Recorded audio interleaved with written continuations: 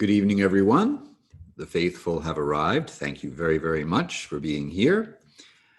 And I have reasonable faith that I can be heard and seen. Now, if you would be kind enough here, the question is going to be a little different this time.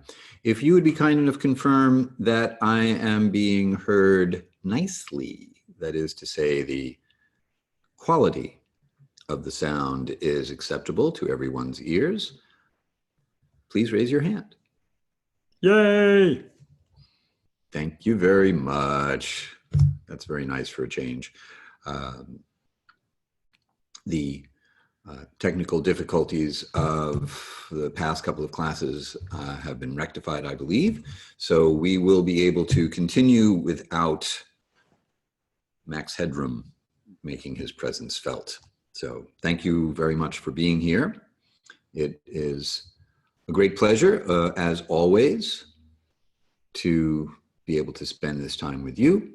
And as always, great honor to have you here with me. And for those of you who are new to the Satsang, I'm Hari-kirtana. Welcome. Let's go back to sharing our screen for a moment as we tend to some of the official business. For those of you who are new to the Satsang, you can adjust your audio settings and your viewing options up in the upper right-hand corner. You need not concern yourself with your microphone or your camera because thankfully you can see and hear me, but I cannot hear or see you. If you would like to make yourself heard or felt, feel free to put a comment or a question or a smiley face into the Q&A box, and I will keep my eye on the aforementioned Q&A box and look forward to your questions and your comments. Meanwhile, back at the ranch, our last class was on Chapter 9, the Yoga of Royal Secrets, verses 4 through 10. We spoke about the knowledge of relationships and understanding of Krishna's relationship with the world. God's relationship with the world is a standard, long-standing question of theology. And we heard a little bit about how Krishna answers this question of what is God's relationship with the world, the ins and outs of being God, the paradoxes of God's presence, omnipresence, as a matter of fact, and yet not being involved and certainly not dependent on the material world. And in this class this evening, where we proceed to verses 11 through 14, we'll talk about fools and demons and see how Krishna really kind of puts the hammer down on misconceptions of his identity that show up as often as not. Krishna will also describe the activities of great souls like you. First, we will chant our invocation mantra, as is our usual habit. So, find your comfortable seat. The diacritical marks that you see on the transliterated Sanskrit indicate pronunciation cues. The dot over the M indicates closing one's tongue up to the roof of one's mouth as one brings one's lips together out front. The bars over the vowels, in this case A's, indicate a long open sound as opposed to a short truncated sound. So here we go. I chant. That's me over here. You chant back. Om Namo Bhagavate Vasudevaya.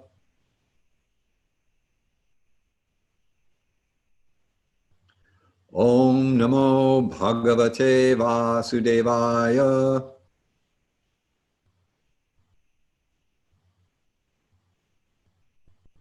Om Namo Bhagavate Vasudevaya.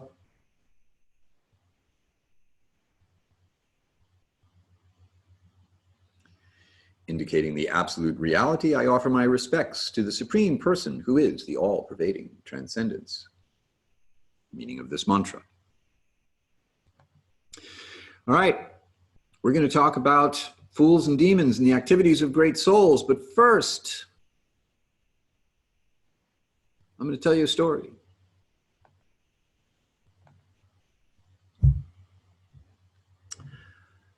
Some time back, I made my very first trip to India. I spent a month in and around the area of India known as Vrindavan, Krishna's hometown. And I was very, very fortunate that one of my teachers was giving an advanced class on the book that those of you who are watching can see behind me, the Srimad Bhagavatam, which is that encyclopedic text behind me. And although I was not officially enrolled in the class, he was kind enough to let me sort of crash his class, just kind of sit down in his class. And he was giving a class on the very conclusion, the 10th canto, the pastimes of Krishna. And so I thought, this is very, very nice. I'm very fortunate. I will just sit in the back and be quiet, since I'm kind of, just dropping in. So this class, which was given by His Grace Burijan Prabhu, who is also the author of a very nice commentary on the Bhagavad Gita called Surrender Unto Me, and I highly recommend it for anyone who would like to get a deep understanding of the Bhagavad Gita. It's a text that I refer to often as I prepare for these classes. He began his class by asking the class a question, a simple enough question. What is the most amazing thing about Krishna? And there were, I guess, about maybe a dozen, 16 people in the class. And he looked around the room and people offered different ideas. Well, he's all-pervading. He's all-knowing. He's has unlimited forms. He's both a he, she, and an it, and so on and so on. Various aspects of Krishna's personality, his power, mostly the I don't know, majestic and powerful stuff was what people were coming up with. But Burijan Prabhu was not satisfied with any of their answers. And he kept saying he wanted something more, something deeper, some deeper insight or understanding. He was of the opinion that there was something else. Now I'm sitting there and, I'm not raising my hand, I'm a guest. I'm thinking, I shouldn't be so presumptuous as to participate. But of course, in my own mind, I was thinking, well, what do I think is the most amazing thing about Krishna? And I knew immediately what the answer was because I'd held this opinion for a very long time. My thought was and remains that the most amazing thing about Krishna is that he shows up. He actually comes to this material world, this particular planet Earth. And in this particular case, I was in Vrindavan, Krishna's hometown.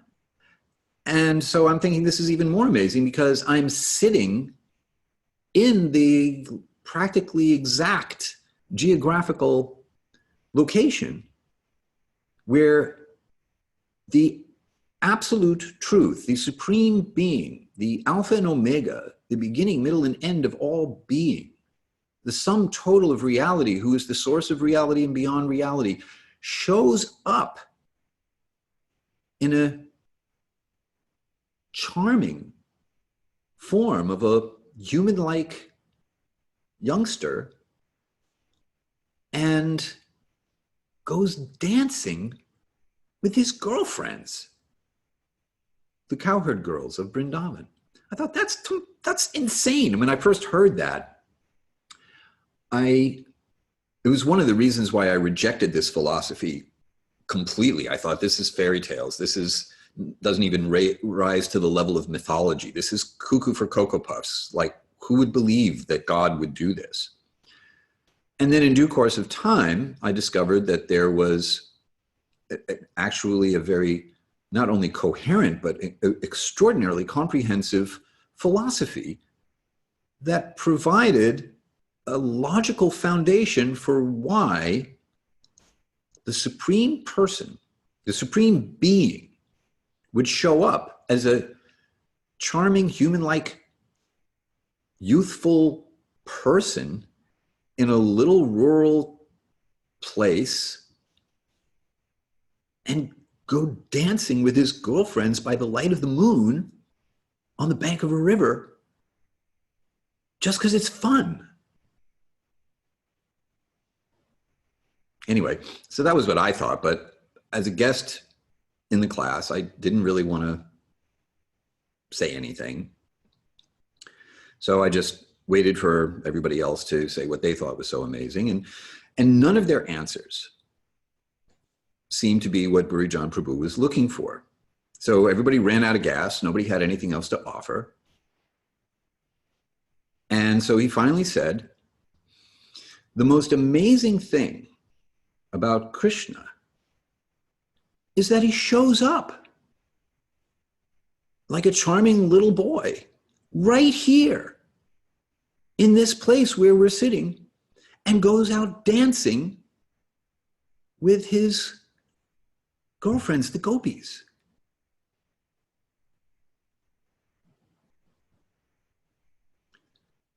And I thought, all right, next time I'll raise my hand. Anyway, it was very validating, of course, to think that I actually had the answer he was looking for. So I try not to let it go to my head. So you may be wondering why I'm telling you this story. Well, it actually does have something to do with the verses that we're about to look at. And let's start looking at them.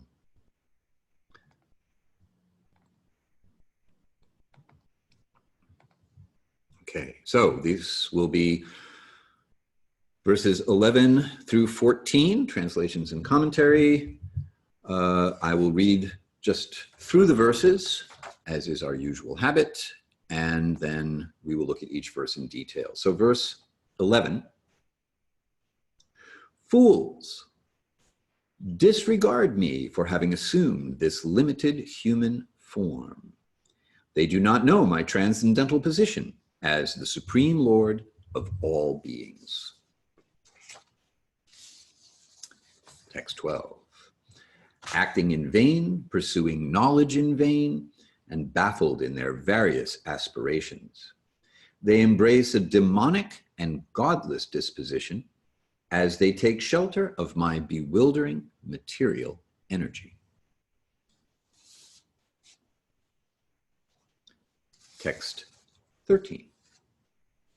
But, O son of Pritha, Arjuna, those great souls who take refuge in my divine nature offer their love to me, with their minds focused exclusively on me, because they know me as the imperishable origin of all beings. Text 14. Always glorifying me, endeavoring with great determination, and honoring me by their devotion, they worship me in a state of perpetual union.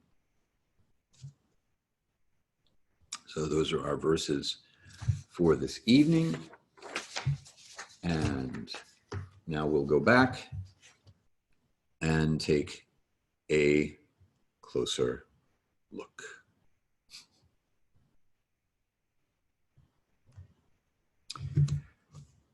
We're going to chant the first of these verses. So let's bring that up onto the screen.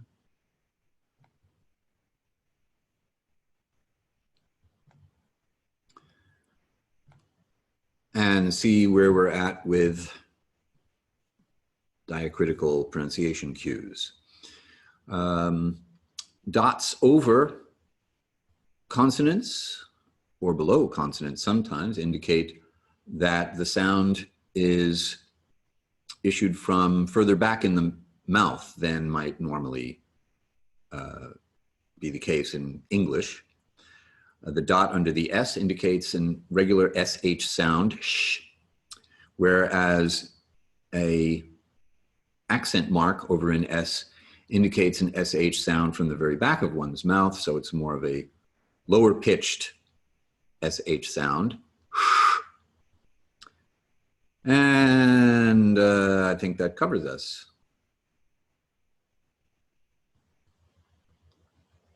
So I will chant each line, and you can chant each line back. Avajananti mam mudha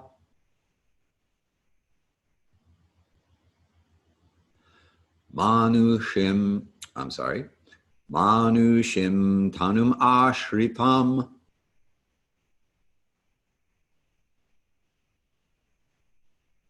param bhavam ajananto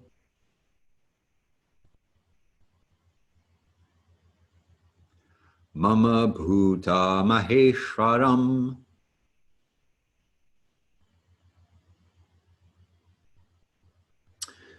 So before we go back to the translation, I just want to highlight a couple of the Sanskrit words that we're going to focus on as we take this apart. The word mudha means fool. It is also usually understood to mean brains of a donkey, an ass. Manushim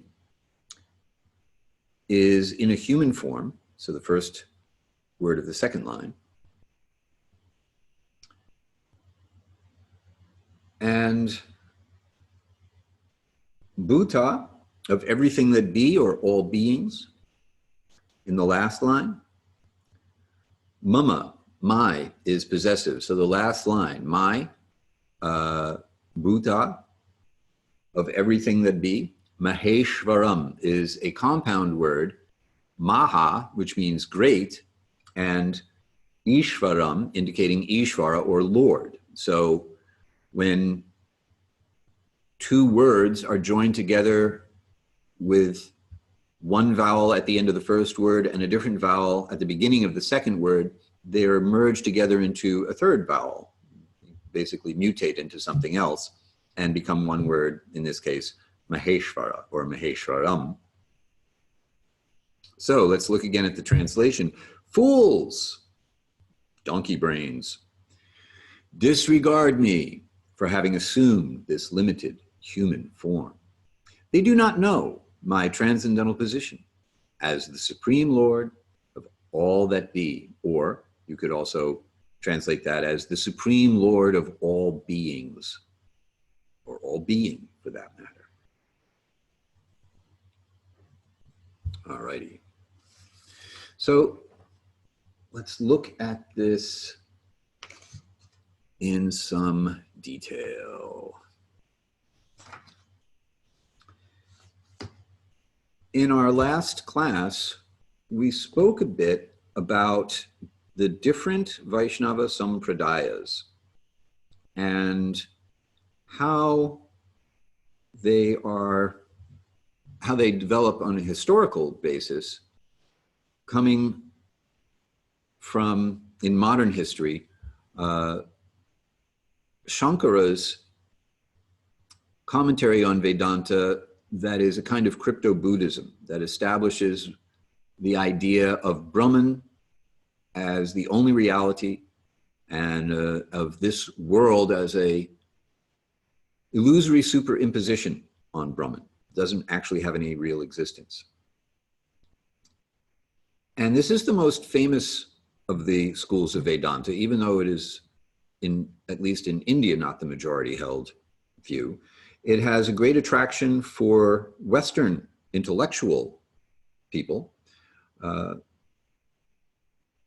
And we have found similar strains of thought in Western theology, the idea that the personal form is either symbolic, doesn't have any real existence, or a form of matter, that is to say, Brahman takes on the attributes of matter and is therefore subject to the laws of material nature, or just an allegory altogether. In either way, the thought is usually that the personal form is a stepping stone to an impersonal level of realization. That the formless, nameless, quality-less aspect, or the conception of God who is not really a being, but beyond being, is higher than the personal form. And that any kind of personal aspect is lesser. Krishna here makes it unmistakably clear what he thinks of that idea and how he regards those who subscribe to it. Mudha, fool.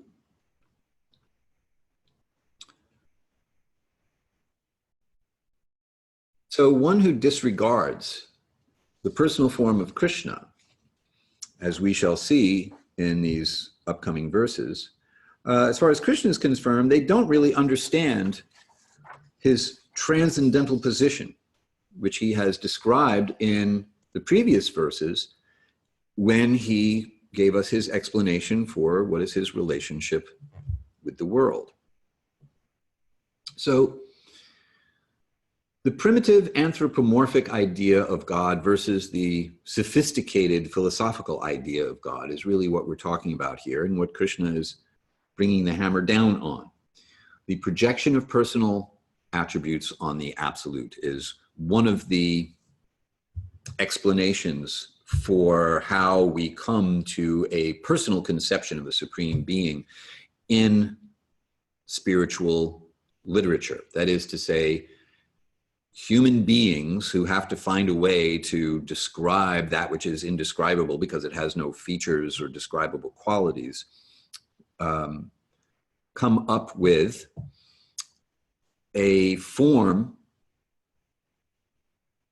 to represent this formlessness. Or from the standpoint of psychology, we as people need to project personness on the supreme being who is beyond such personness and is therefore completely inaccessible to us. There's a gap that you cannot cross if you're a person who is trying to either make contact with or realize one's oneness with an impersonal being beyond being, because there's now no connection to the world. Krishna has just described in the previous verses how he is in the world, but the world is not in him, and that he's not in the world as a participant in the world, but rather the source of the world. Well, if you are an undifferentiated oneness of being, and that's the only reality, then where does this multiplicity of beings in a material world come from? There's no logical explanation for cause and effect here. You really have to jump through a lot of logical acrobatics in order to come up with something that sounds like a reasonable explanation. But as we discussed in looking at Sri Chaitanya's doctrine of inconceivable simultaneous oneness and difference, one of the attributes of Chaitanya's school is the idea that the text actually means what it says, or that the meaning of yoga wisdom texts in the Vedic tradition is self-evident. It doesn't require any kind of interpretation. So when Krishna says, my form is transcendental, that's exactly what it means. When Krishna says, I'm the source of the world, then that's what it means. And in the last class, I spoke a little bit about how, at least from my point of view, in spite of the fact that the literal understanding of a text is often poo-pooed as anti-intellectual, in this case, I have found that a literal reading of the text renders it comprehensible in a way that interpreted or allegorized ways of speaking about the text simply don't. It actually becomes more confusing. There's more likely to be an internal contradiction. There's more likely to be something left out that isn't explained. So, how does an abstract impersonal unity create a world with a multitude of personal features? Well, according to absolute non-dualism, it doesn't, because the world isn't actually real. It's an illusory superimposition on reality. Okay, whose illusion is it? Is it Brahman's illusion? Nope. Brahman is not under the influence of illusion by definition. What's left? You and me? Nope. We're part of the illusion. We're a product of the illusion. The illusion actually produces the idea of a you and me, duality. So the effect cannot be the cause. So what's left? Well, nothing's left. There's no logical explanation for our experience of being unique individuals in a world that's filled with a multitude of beings and things. Hence, donkey brains. Krishna doesn't think very much of someone who subscribes to this idea that a person either doesn't really exist at all or is a product of something that is not a person. The idea that a low information content system can give rise to a high information content system. Krishna is not buying that.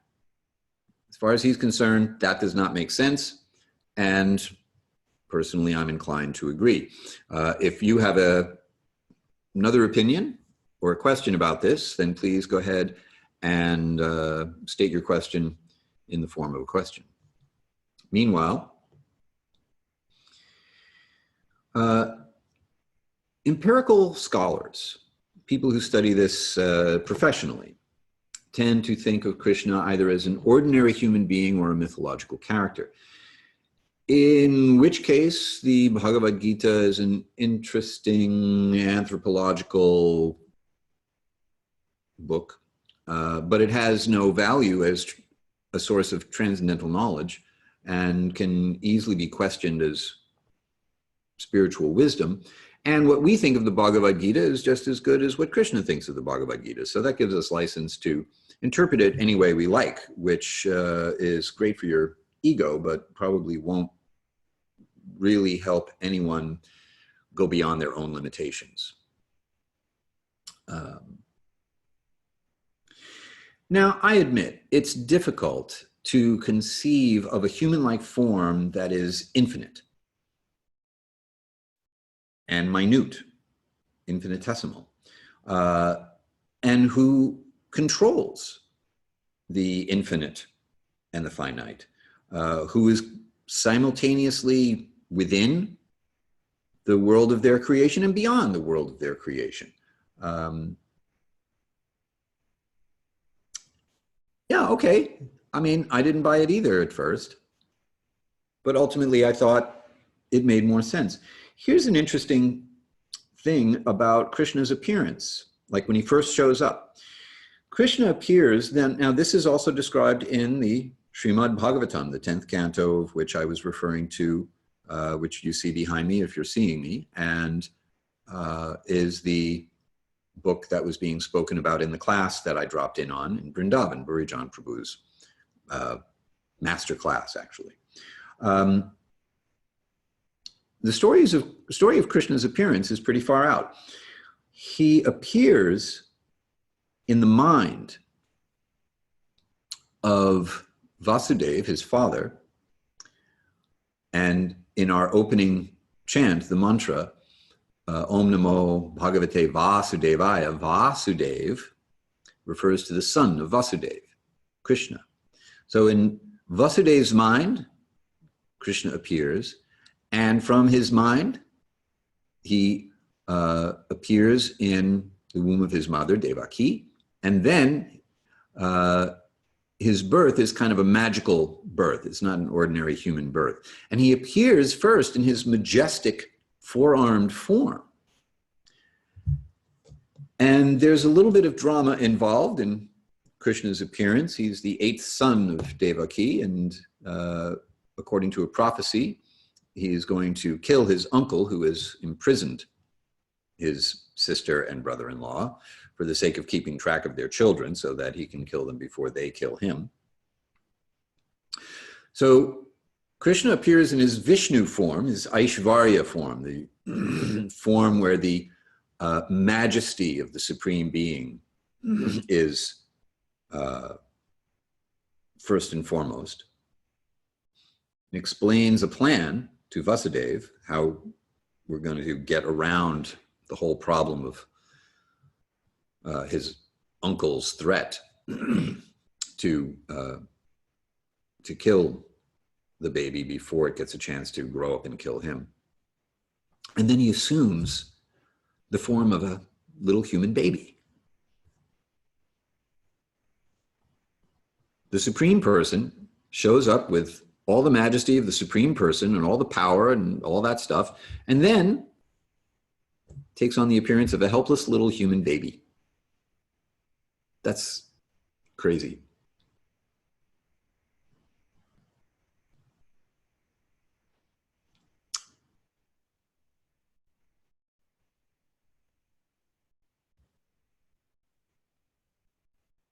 Later, after Krishna appears to grow up and be a child and a teenager and a young adult, and now 100 years later, he's here on the battlefield with Arjuna.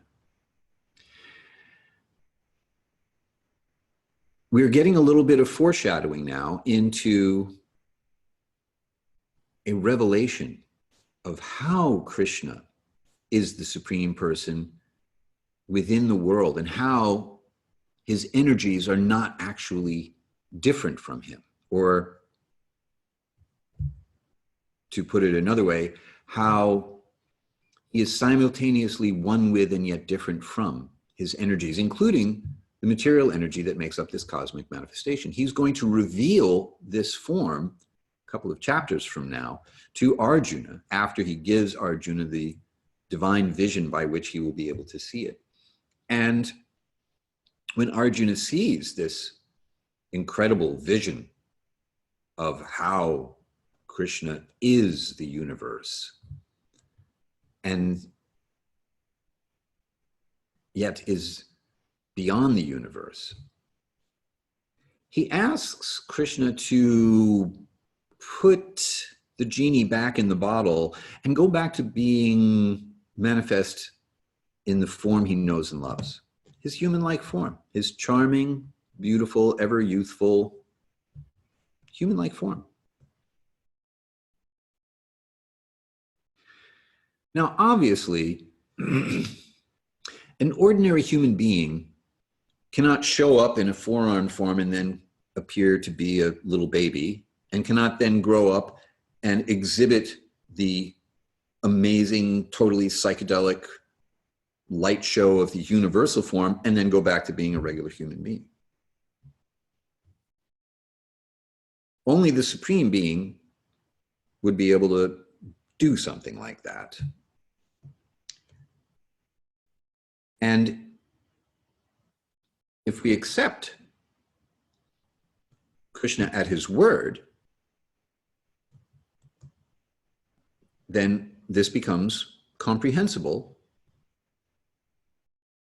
There's no real internal contradiction, explains everything to the extent that we are able to wrap our heads around it.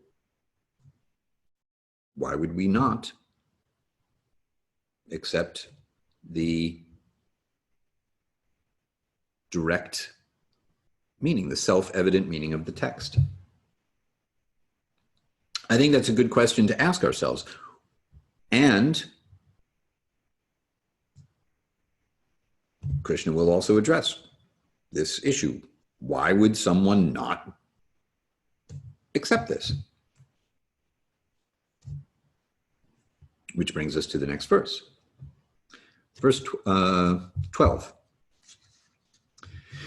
Acting in vain, pursuing knowledge in vain, and baffled in their various aspirations, they, mudhas, embrace a demonic and godless disposition as they take shelter of my bewildering material energy. We are naturally shelter-seeking entities. Let's think about that for a moment. We all want to have a home, a place to live, roof over our heads, shelter. Additionally, we want to have someone that we can also take shelter of, a person. That is somebody we can confide in, somebody that we can trust, someone who will take care of us if we need to be taken care of. There's always someone or something that we are going to want to take shelter of. So this is part of our dharma. That is to say, it's part of our essential nature. It's part of what makes us what we are. And some of us will be inclined to take shelter of the Supreme Being, others not. Others may want to take shelter of the material energy, seek their happiness, seek their protection from the material energy. Krishna doesn't think very much of this idea. He's made it pretty clear that he's not impressed by that way of thinking. The word rakshasa is used in this verse to indicate that people who are looking to the material energy for their shelter will develop demonic or unsaintly qualities, asurim, atheistic or unsaintly qualities is the other word that he is using here. So in combination, a demonic and godless disposition, which is to say, they tend to move according to their own will, and that just by virtue of taking shelter of the material energy, just like a compass that has to point north, they will be obliged, forced by the power of this material energy to act in opposition to divine will. In fact, that's the underlying cause of their alienation from the Supreme Person. which goes back to what we discussed earlier, which is the cause of material consciousness: envy, animosity towards the Supreme Person, on account of having a desire to occupy the position of the Supreme Person. So someone who is disinclined towards taking shelter of the Supreme Person will instead take shelter of the material energy for the sake of trying to appropriate the position of the Supreme Person. And this is how Krishna characterizes that disposition, that state of mind.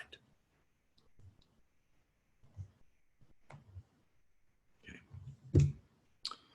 Which brings us to text 13. But, O son of Pritha, those great souls who take refuge in my divine nature offer their love to me, with their minds focused exclusively on me, because they know me as the imperishable origin of all beings. So what's interesting here, I think, first is that Krishna makes a real clear distinction between donkey-brained, demonic, unsaintly people who turn away from his divine nature in favor of surrendering or offering themselves or taking shelter of material nature, and great souls. He has previously referred to them as Mahatma, Maha, great Atma, soul. Those who take refuge or shelter in his own divine nature do so by offering their love to him. And that's all it takes. That's all there is to it. It's pretty simple, but it's not easy. Because, at least for me, when I think about it, I've actually got an awful lot of stubborn, ass-like, foolish, demonic, unsaintly junk in my character.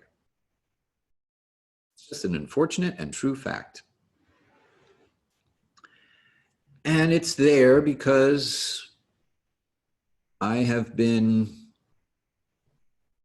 cycling around in the material world since time immemorial, and I'm deeply conditioned by my attachment to taking shelter of the material nature. So much so that not only am I plagued by demonic tendencies now, but I'm sure that I've got latent unsaintly qualities that are just waiting for their time to come around. And if I'm intelligent, that is to say, if I can rise above the level of a fool and not just understand, but accept Krishna as a person as he describes himself in the pages of Bhagavad Gita, then I will do my best to cultivate this relationship in the hope of burning up the seeds of my future karma, of my future unsaintly psychological dispositions that may be just waiting to take root and grow and fructify. I need to do what Kamsa tried to do. Kamsa tried to kill the 8th son of his sister before the baby could grow up and kill him. So similarly, I have to turn this idea on its head. Kamsa obviously is a big demon. I have to turn this idea on its head and try to cultivate a relationship of love with Krishna with the understanding that he is the imperishable origin of all beings, including me. I am completely dependent for my existence on him, although he is not in any way dependent on me. And I am also dependent on Krishna to circumvent my karma, to cut short my destiny of repeated birth and death in the material world, and who knows what ridiculous state of mind that I might have cultivated in past lives. So here's an interesting thing. Krishna gives a reason. Why do they love me? Because they know me as the imperishable origin of all beings. Well, at the beginning of this chapter, we spoke about different levels of instruction or secrets. There were general instructions for an ordinary person, understanding that we're not these material bodies, we're eternal spiritual beings. There were secret instructions about the nature of the world being actually rooted in or grounded in spiritual energy, Brahman. There was a deeper secret, more confidential knowledge of the Paramatma, Supreme Person within the heart, Ishvara. There was the most secret, which is where we are now. The relationship of love between the individual jiva and the personal aspect of the absolute, Bhagavan. As we will see later, there is even a more most deeper, deepest secret.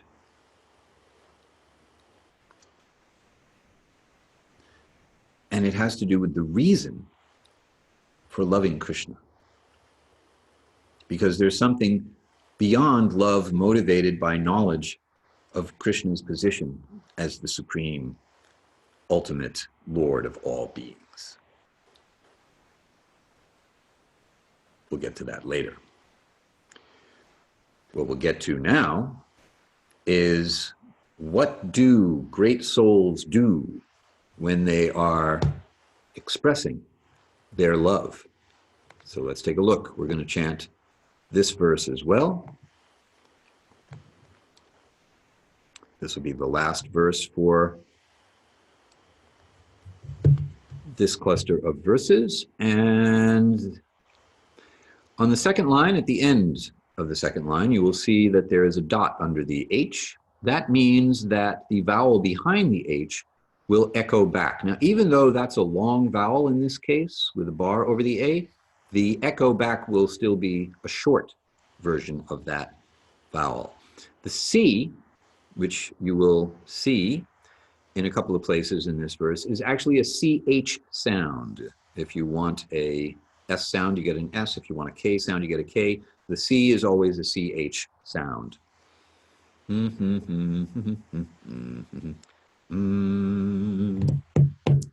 I think that covers it. I chant, you chant back. Satatam kirtayanto mam yatantascha dridhavrataha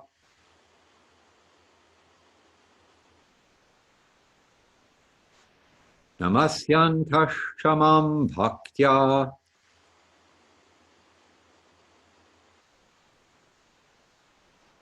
nitya yukta upasate.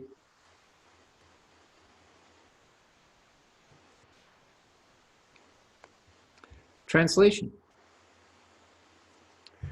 Always chanting my glories, endeavoring with great determination, bowing down before me, these great souls perpetually worship me with devotion.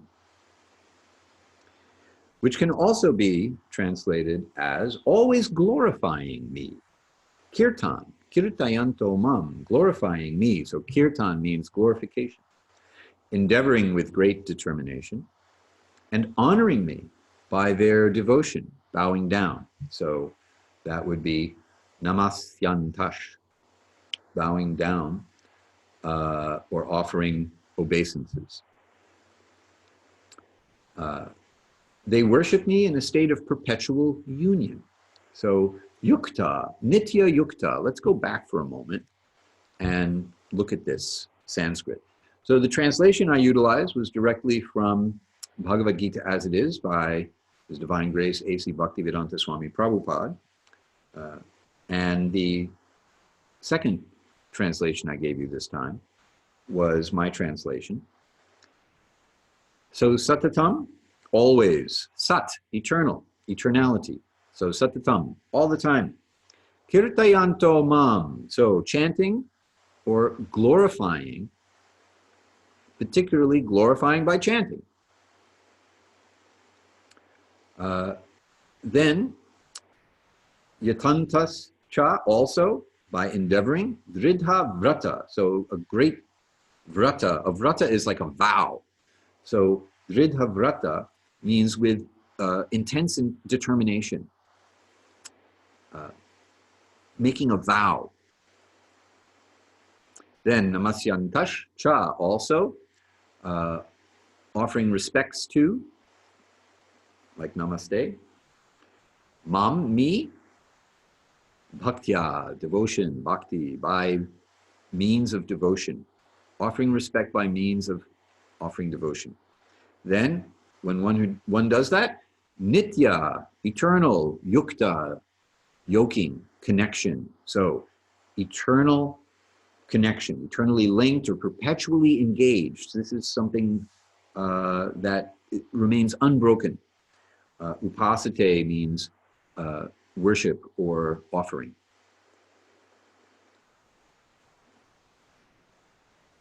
So the activities of a great soul are glorifying. And how does one do that? By speaking about. What are you going to speak about? The features, the qualities, the name, the form, the qualities, the activities, the interactions. In other words, the person, all the different things that make one a person. People have names, people have a form, everyone has different qualities, they engage in different activities, and they're social.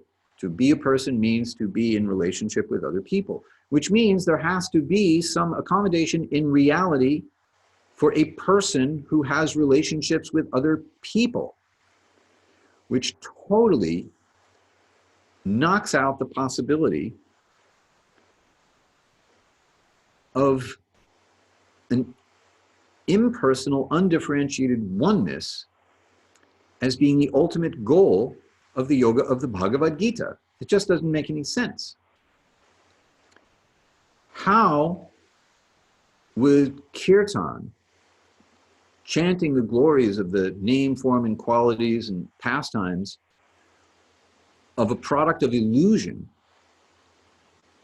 the form, the idea of a form of the Supreme Being, how would that purify one in such a way as to realize a transcendent, ultimate spiritual reality beyond form? If you have any ideas about how that might be done, I would actually be interested to hear about that, because I don't think it makes any sense. And Krishna is not actually making a connection between this activity and realization of some impersonal conception beyond his personal self. So at least it's not to be found in the Bhagavad Gita. So if you come across this idea in the Bhagavad Gita, or at least in a commentary of the Bhagavad Gita, or a translation of the Bhagavad Gita, you may want to question, where is this person actually coming from? when they make this kind of comment or translation, and does it actually make sense?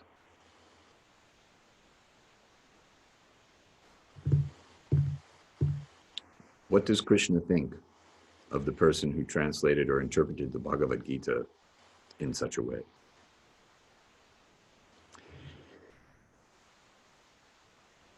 We spoke tonight about fools and demons. That's a hint.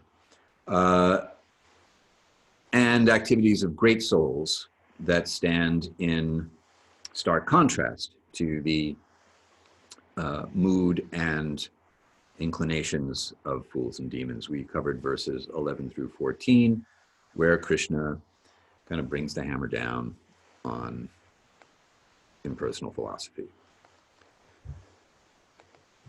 Any questions? Any comments? Any complaints? No, at least not for now, but you may have them later. And if you do, or if you're watching this later, and therefore later is now, Hari at Hari-kirtana.com is where you can find me for your questions and comments, which I am always very, very anxious to receive. Jill, my pleasure. You're very welcome. All right. Next week, we will continue with Chapter 9, the Yoga of Royal Secrets. We'll look at 3 ways to fall short of the pure devotion that Krishna is recommending or speaking about in this most confidential knowledge. We'll get a little more foreshadowing of his revelation of the universal form. Krishna will speak about the results that one can expect from worshiping demigods, agents of supplying the boons of material nature. And by contrast, what the results of pure devotion are. We will cover verses 15 through 22. Shamala Priya, is that a rhetorical question?